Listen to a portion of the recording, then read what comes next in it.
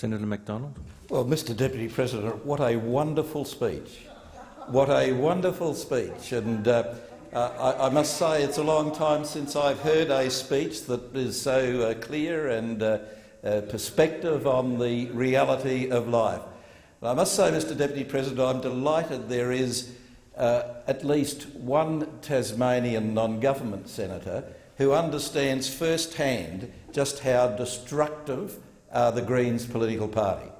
And Senator Lammy, we've had our differences and I'm sure we will in the future, but can I say to you that I congratulate you on the way you understand what happens in Tasmania and in the forestry industry, and how the Greens are just hell-bent on destroying Australia in whatever way they can. And some of the things you've said means, Mr Deputy President and Minister, you'll be pleased to hear that Senator Lammy has shortened my speech by about 10 minutes because she said many of the things that I would have said. So, Senator Lammy, a wonderful speech and congratulations.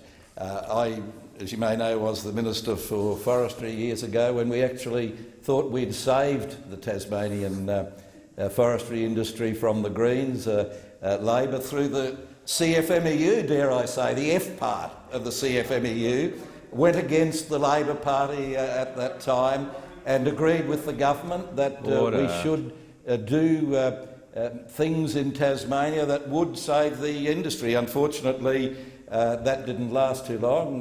One of the regrets of Mr Howard taking me out of that portfolio, I might say, is that my successor wasn't able to continue the success of the Tasmanian forestry industry, but that's a personal matter.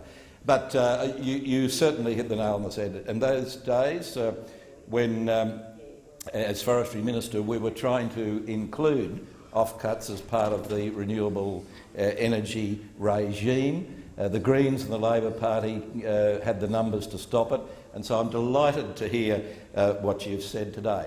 I'm also delighted to hear you say something that I've said many a times, and that is that we all acknowledge the climate is changing, and in spite of the Greens getting up and saying, oh, you're all climate change deniers, I've forever agreed that the climate is changing. And as I've always said, because there was a time, I wasn't around, but the earth was all covered in snow, and there was a rainforest in the centre of Australia.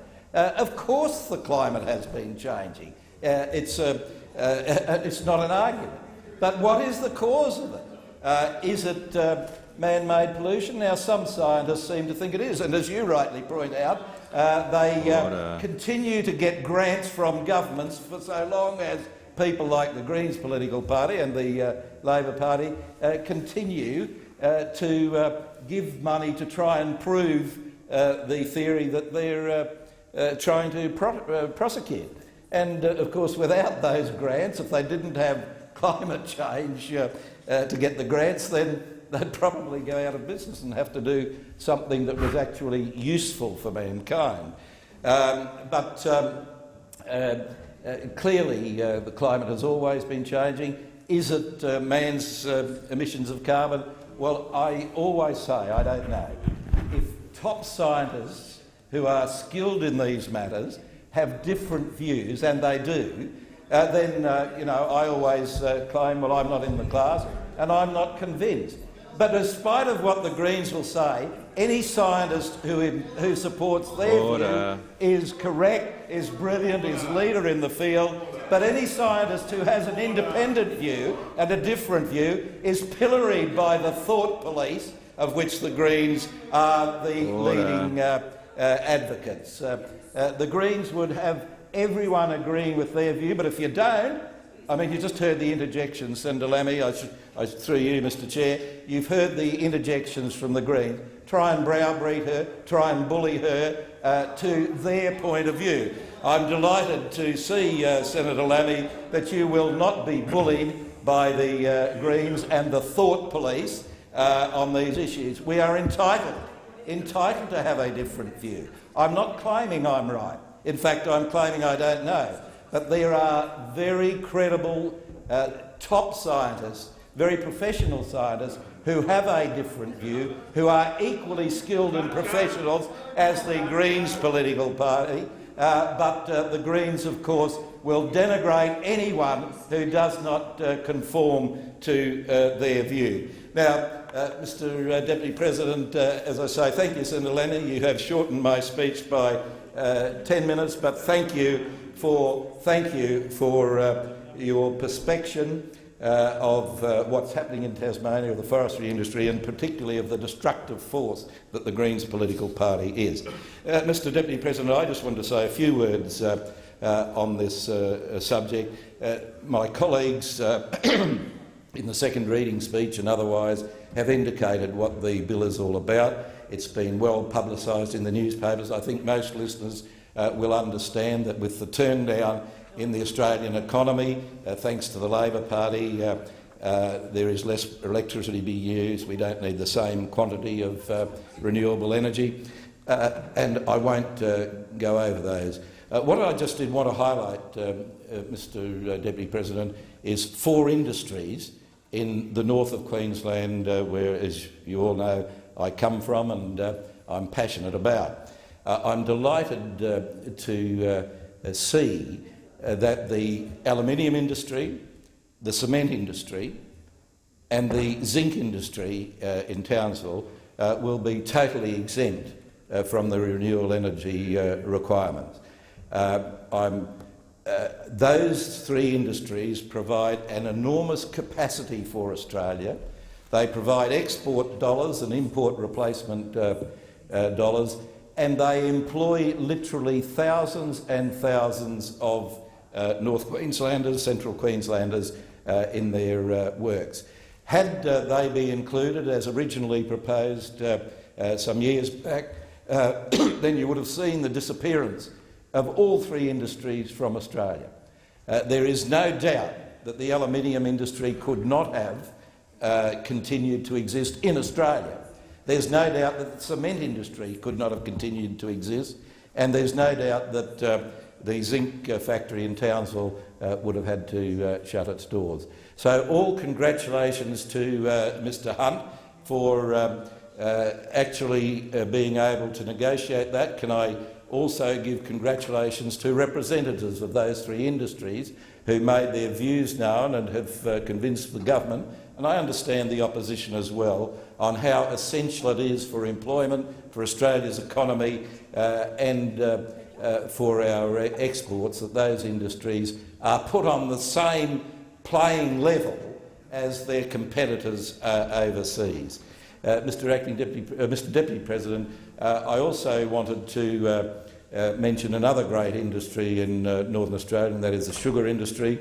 Mackay Sugar was the leader almost in renewable energy from the leftovers of sugarcane. Their cogeneration plants are world class. I understand and have some sympathy for Mackay Sugar. I know they would have the greatest amount of renewable energy was better for their future plans, but I think they will understand the impact on the balance of society. But, Mr Deputy President, even as it is, Mackay Sugar, of course, will be able to continue its existing cogeneration plants and will continue to feed into the electricity grid to the benefit of electricity consumers, as well as, importantly, the ongoing viability and success of the manufacturing sugar industry in the Mackay region. I'm conscious that the sugar industry would like to expand their cogeneration into other mills, and the ability to use cogeneration certainly brings down their total manufacturing costs, and that can only be good for the manufacturing industry, which is so essential to Australia.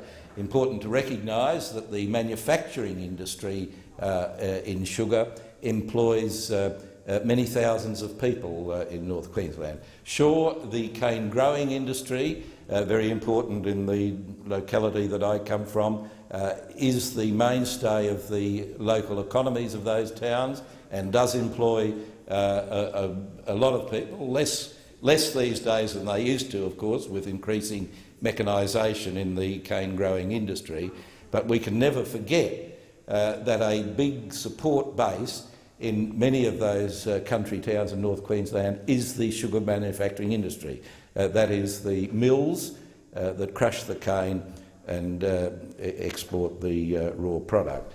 So whilst I know many parts of the sugar industry would have liked the renewable energy target to stay where it was, I think they understand the need for reform, and I'm sure they will continue to be able to successfully run those existing plants, and I'm hopeful that into the future new methods, new science, new technology will allow the sugar industry to again, as a byproduct, contribute to renewable energy in Australia.